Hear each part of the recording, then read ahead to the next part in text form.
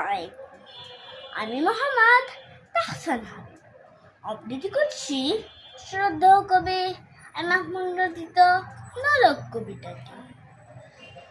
আমার মায়ের সোনার নলক হারিয়ে গেল শেষে, হেথায় খুঁজি সারা বাংলাদেশে।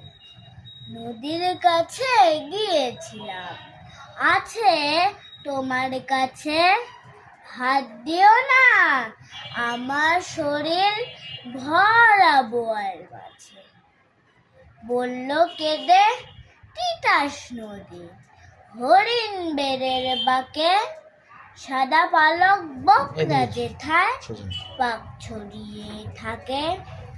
জল সারিয়ে দল হারিয়ে গেলাম বনের দিক, সবুজ বনের হরিণ দিয়ে করে ঝিকমিক।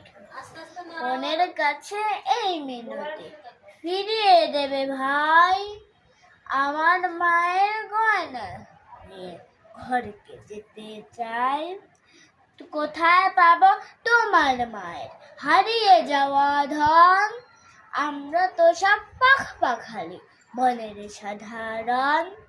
সবুজ চুলে ফুল পিন্দেছি, নলক পরি না তো। ফুলের গন্ধ চাও যদি নাও, হাত পাতো বলে পাহাড় দেখায় তাহার আহার ভরা বুক।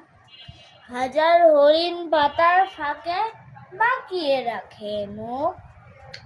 এলিয়ে খোপা রাত্রি এলে ফের বাড়ালাম পা, আমার মায়ের গয়না ছাড়া ঘরকে যাব না। ধন্যবাদ।